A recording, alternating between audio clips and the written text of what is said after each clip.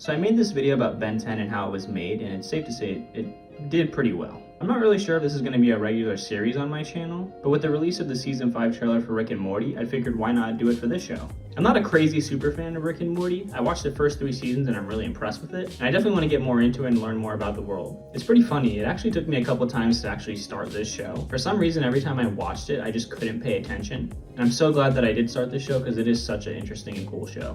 So the show was created by Justin Roiland and Dan Harmon. Around 2005, Roiland was at a film festival called Channel 101. It's here that he met co-creator Dan Harmon. Roiland submitted a lot of stuff to these festivals, and his style was considered to be sick and twisted. Harmon saw and loved his short film, so he thought it would be a great idea for them to collaborate. After a few failed pilots, Roiland created the real adventures of Doc and Marty.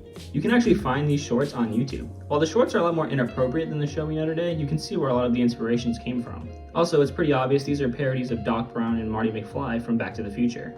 They even had a flying car like Back to the Future. However, they realized there was too many similarities and changed it to the spaceship that we love. Another fun fact is that we can actually see a lot of inspiration for Rick and Morty's characters in other failed Roiland pilots. You can also find these on YouTube. In 2012, Harmon was let go from his work on the show Community and asked Roiland if he had any ideas for an animated series. It was at this time that Roiland was making a more grounded version of the show for Fox. In response to Harmon, Roiland suggested using Doc and Marty, however they were renamed to Rick and Morty. Roiland started talking with the company Adult Swim. He basically told the network that he wants to keep them as 10-minute shorts, but the network wanted it to be at least 30 minutes. One of Dan Harmon's many contributions is that he's responsible for there being a family in the show. He believed it would be more interesting and it would be a way to get more voice actors on set. Also, another fun fact that I didn't know is that the theme song in Rick and Morty is actually a theme song from a canceled Roiland show. And Nick Wiedenfield suggested that Rick be Morty's grandpa, as this wasn't in the original concept. Adult Swim was very hesitant on Roiland doing both Rick and Morty's voices. They were afraid that Roiland wouldn't be able to do the voice of a young boy convincingly. They looked at voice actress Tara Strong. She's done so many iconic characters over the years. She worked on Ben 10, Fairly Odd Parents, Powerpuff Girls, Batman, and more. Obviously, Roiland proved himself in being able to do Rick and Morty's voices.